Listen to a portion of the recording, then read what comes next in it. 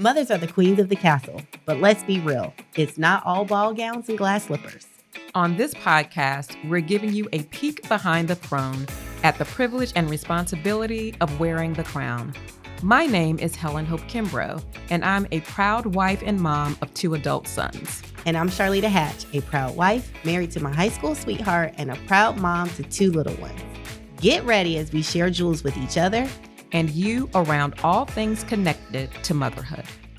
Hello, Helen Kimbrough on the mic. So glad to be here with a special guest today, my son Austin, who is in town, and so delighted to have him here. And today we're actually going to talk a little bit about mothers and sons. And he actually came up with this cool title that I like that says The Things I Learned from My Mom. So we'll delve into some of that as well. To start, I would like for him to introduce himself to you. And then I just want to go in and delve into this spectacular quote that I actually saw today. Well, my name is Austin Kimbrough. I am the son of Helen Kimbrough, originally from Charlotte, North Carolina, and now living in Houston and working in sports. And happy to be excited on the podcast with my mom. Yeah, excited to have you here. And also Hampton Hugs as well. Thanks, Hampton Both Hugs. of us, yes, attended Hampton and are graduates from the school. Mm-hmm. And so, Austin, again, so excited to have you here. I know that I'm a bit nervous because normally I have Charlita here and I miss you, Char. But just wanted to have everyone have an opportunity just to hear what you have to say just about our relationship. Mm-hmm. So there's this quote that I saw by Monica Swanson. She's the author of Boy Mom.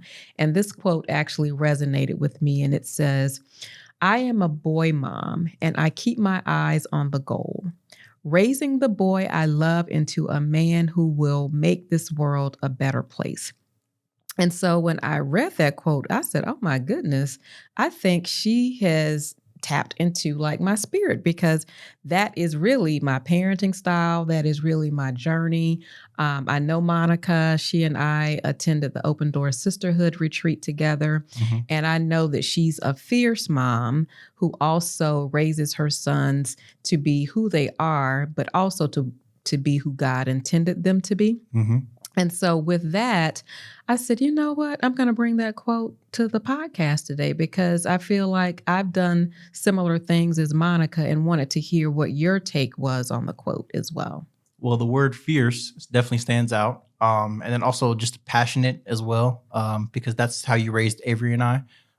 You really used a lot of support and had a really big support system for Avery and I. And that was one of the biggest things that I would say that you did for us as a mom was definitely surrounding us with a good support system. Well, love the fact that I was able to do some of those things. Mm-hmm. I know throughout our relationship, sometimes it didn't really seem like that was well received. Did not seem at all like a support system, but it felt now it seems like a support system. Yep. Coming back to it. Yep. So what I love is from the journey of Behind the Throne podcast is Charlita actually talks about her experience with young kids, and I actually get to retrospectively talk about my experiences with you and your brother. Yes. And so it's good to have your voice on the microphone to kind of share some of those things. The real truth. The real truth. Oh, okay. Let's hear it. Letting you guys know. So the real truth about just mothers and sons in general, relationships, and then how we've just grown and developed over the years. Mm-hmm. And so just to level set a bit, I really thought I was going to be a girl mom. Mm-hmm. And was actually hoping and praying to be a girl mom because I grew up with sisters and girl cousins and just a lot of women around like my house. And when you were born and you turned out to be a boy, I was like, what am I supposed to do? Like, I don't know what to do. I've been around girls my whole life. And boys are so different from girls. They are so energetic. They never stop moving. They're always into everything. And even when we visited like our my grandparents, your great grandparents for the first time, your great grandmother said, "Does he sit down?" And I said, no, he doesn't. I was like, he's a boy, and this is what boys do. Boys, move around like quite a bit. Mm-hmm. And so wanted to kind of share that, and just to say, I thought that's what I wanted to be, a girl mom, but so glad that I'm a boy mom, and just to be a proud mom to you and your brother. And so I wanted to just start out, just because we were talking a little bit about learnings, along the way. Mm-hmm. And there were some things that I would share that you would, say, okay, cool. And then there were some things like, you know what, I'm not understanding this at all. So let's talk about the learnings of those things, like over time. Sounds good to me, for sure. Would you rather talk about the reading portion of how we grew, or would you talk about math? Or you want to talk about school? Let's just talk a little bit in general, just about school. Okay. Mm-hmm. Well, I would say school for us was a big topic. I did not necessarily like school. I don't know any kid that really just loves school in general. But for us, it was a big topic because you wanted me to try harder and do more in school. And I was trying to do the bare minimum while I was in school. And now, looking back at it, I was really glad about how hard you pushed me, about how you stayed on me, by doing my homework, about making sure I take notes, about making sure I was a good listener, about raising my hand, asking questions, because I use those things now in my work. And I really wasn't appreciative of how, I think I said fierce and passionate before. You were definitely passionate when it came to school. Yeah, I definitely was passionate, and also was passionate not just for you, because I think oftentimes when parents engage in conversations with teachers or, school administration, most people would say, oh, what did my son do? Or, what did my daughter do? They think it's something wrong.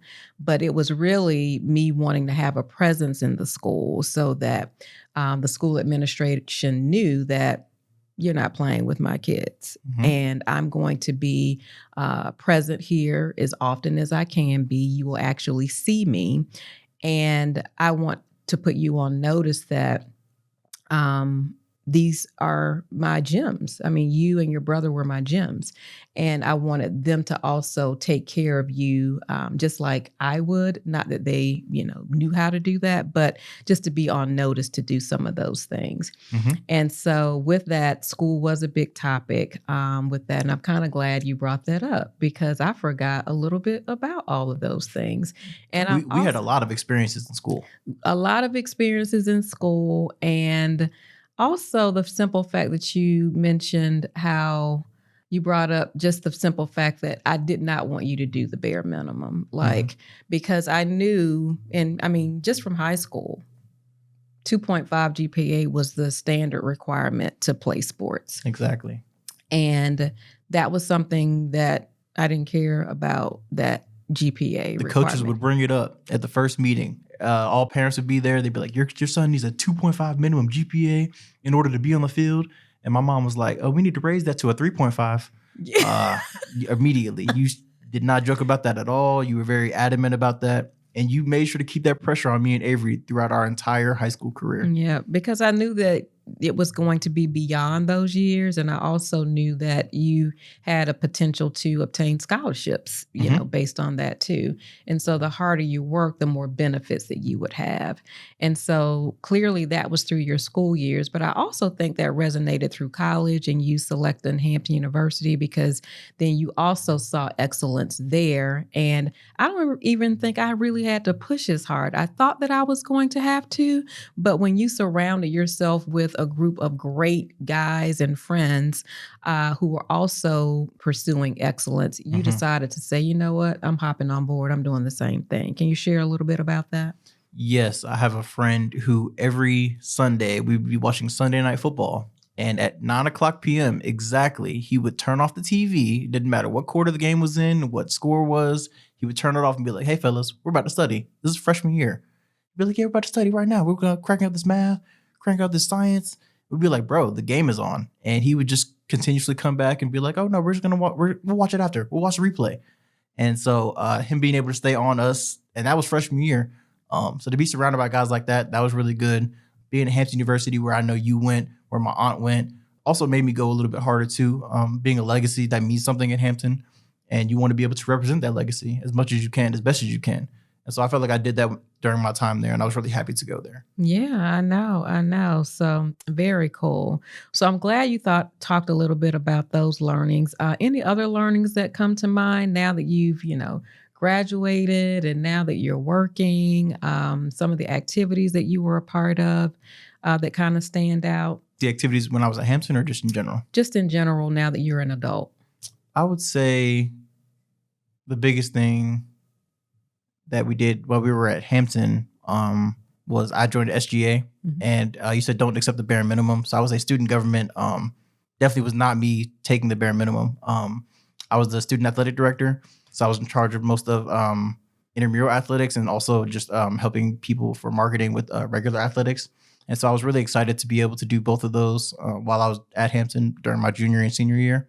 And it really helped me grow to the person that I am today.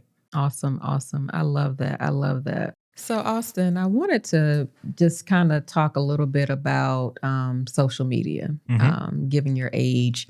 And I know I was a stickler on, just phones in general. I just didn't really feel like students your age really needed to have a phone. And so your first phone really was a flip phone. And then later on, like in high school, that's when you ended up getting like an iPhone that had more apps to it. Yes. But I thought that phones were, who are you going to call? Like, what do you need to do? Who do you need to see? Exactly. You just need to call me to let me pick you up and to drop you off someplace. That's what I thought the phone was for. And so how do you kind of perceive having a phone, but then also being engaged in social media later on when the phones actually had more apps to them? I would say the biggest thing about getting a phone late and not having a phone, technology wasn't as big of a deal for me. It was more about being outside, being able to ride bikes, being able to enjoy nature. Me and my little brother did everything outside, especially when we were younger.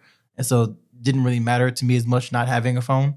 When I finally was able to get a phone and get an iPhone, I was kind of excited, to be able to be on social media, to be out there. But to me, once I realized what social media was, it didn't really scream to me as much. I was really more just about sports, more about hanging with my friends. Wasn't really as much about being on my phone as much. I also made you and your brother also write complete sentences because, as an author and a writer, I really wanted to make certain that you were able to express yourselves in writing too. So with any text message or any email, I also made certain that we would write it out. That we would that you would write, that you would write it out, but also just to make certain that everything was grammatically correct. Grammatically correct. There we go. You were big on grammar. You're still big on grammar. I'm sorry, you are big on grammar, and I knew that when you were to say, for instance, text a professor or text a coworker, that those were going to have to be skills that were needed in, your lives. And so do you feel like that has also helped you to be more grammatically correct in your text messaging, or not so much? I would say yes. I still text in complete sentences. I still put periods and, at the end of my sentences, just because you never know how someone's going to respond. You never know how someone's going to take it. And you always want to be as professional as possible. So it just helps to do that and write complete sentences in your text messages. Okay, very good. Like I always say, Austin was my expressive child. And to a point where, sometimes it would just be overwhelmed with all of the words that would come out of his mouth. And I remember a friend of mine said, whatever you do, don't change it. Help him hone it. Help him learn through it, but don't change it, because you don't know what he's going to need his communication skills for, his expression skills. You don't know what he's going to need that for. So whatever you do, teach him to work through it, but don't change it. And so what would you say, to that? Because you've always been one who, wants to communicate, and we had to learn how to communicate effectively together. I think the biggest thing for us learning to how to communicate together was for me to listen. Obviously, I'm a big talker. I would rather get my point across than hear anything anyone else has to say. Uh, but now the biggest part about talking is being able to listen so that you can, respond back to whatever someone else is saying. You want to get their idea as best in your head so that you can say whatever you want to say as well. Yeah. And so with that, something that you just recently said, like, I had to learn that it wasn't always about me. And that, communication really is a two-way street. And so how did you come to say, you know what? This isn't all about me. I have to actually include other people and be willing and open to hearing, listening, communicating more effectively with others. I would say just being at work, being at the office every day, you realize that when people have ideas, not every idea is going to be the best idea. My idea might not be the best idea, but Sally's idea might be better than mine. And the best thing that we need to do is communicate together so that we can figure out, hey, how do we make your idea the best idea for the team, right? Because it's all about the team at the end of the day. So, speaking of just, some of the learnings along the way, over Mother's Day, which we just had, you actually said, Mom, I just have to, let you know that I see all the sacrifices and things that you actually did to make me better. And that was something that I really wasn't expecting you to say on the call for Mother's Day. And of course, I was on the phone like, because most moms think they're going to hear these things when their kids are like in their 30s or mid 30s, not like in their mid 20s, right? And so what kind of made you go ahead and say something like that and express that like for this Mother's Day? I would say moving from Charlotte to Houston and being by myself in a bigger city definitely opened my eyes to some of the sacrifices that you and Dad made for me and Avery while we were younger. Also, just knowing the strength that you had to raise us. I mean, no one gets a book to raise their kids. You don't really know what the next step is, or hey, when they turn 2, you do this exactly. There's really no manual. So to really realize that you guys were kind of raising me from scratch with no recipe, I thought that was really good and cool to see. Yep. Or see now rather than see it, while I was growing up. Because I thought you guys were mean, and now knowing that you guys aren't mean is like really good to know. So when did it turn out that, you know what, my parents are not mean? I don't know if we're cool parents, but we're not mean parents. So when did that kind of highlight for you? I had to definitely leave high school, had to go to Hampton, probably be there 6 months. And then I was like, I think I miss my mom. I think I want to get a home cooked meal. I want to go back home and have her go over my homework with me, and make sure everything's right and do this right. I would say that's probably the time that I really realized that I needed you guys more than I've let on before. Yep. And I'm kind of glad you're sharing that, because there's so many parents who sometimes feel that their kids don't need them. And I actually have the sentiment of thinking the older you get, the more your kids do need you, right? Of course, when they're babies, you look at those stages, they definitely need you. Yes. Elementary school, middle, high school, of course. Certain times they just need you in different ways. And around those specific ages of 18 to early 20s, that's when the pushback happens, because, that's when independence arises and kids want to be independent. They don't want to be with their parents. They don't want to be around their parents. They don't want to hear what their parents have to say, even though something your dad would say, we walked this journey before. And the thing. We've walked this journey before. You have. That's what we appreciate. That's what I appreciate about you guys now, is the experience that you guys bring. Yep. Being able to call you guys and be like, hey, how do I pay this bill? How do I do this? How do I do that? I mean, you guys have gone through all of this before, and to see you guys having gone through all of that and knowing that you went through it, I always say that I forget you guys have lived past lives, right? But now coming back to it, I realize that you guys have, and I have to, take that experience and use it because it helps me now. Yep. But, just to level set, it was hard for you. I mean, there were times where you were just like, I don't want to hear anything they have to say right now, and be extremely defensive. But then now when we have these conversations, you just are like a sponge. You just absorb it all. Yeah, I would say the biggest thing for me is having to take a step back, learning to listen more. I would say that change also happened while I was at Hampton University a little bit. Just taking a lot more time, being more patient. You guys were always preaching patience, preaching, telling me to slow down, telling me to calm down. But I was really having to learn that for myself instead of having to listen to it. Yep. And that's something that I just really feel like parents need to say, that, give your child grace, give your son or daughter grace as they are learning to kind of walk through and to go through certain things. It's hard to be in it. I've been a parent, I know, and sometimes it just really feels overwhelming, specifically if things aren't going the way that parents think things should go, especially if you have a child that's expressive or opinionated, or really they just have a fiery soul and disposition as to how they like to see things and to do things. But then over time, is what you're saying today, you do listen. You do want to pay attention. And the thing that I would say is I was listening. I just didn't give off the energy that I was listening. I was so mad that I was like, oh yeah, I'm not listening to y'all. But in the back of my mind, I can still hear the things that you were saying that I wasn't listening to. Yeah. Those things still pop into my mind every day. So it does stick. Yes, is what it you're does saying. stick. It does stick. Yep. So it does stick. So I want parents out here to know that your sons are listening, your daughters are listening. It may not be the way that we think it's going to be, but just know that things are sticking in all of those things. So I'm grateful for, the relationship that you and I have. I'm grateful that it has matured over time. I think after COVID is when we actually saw our relationship mature to great lengths, because we had to be enclosed together, and then we had to end up really growing and respecting each other differently, but also as adults at that point in time.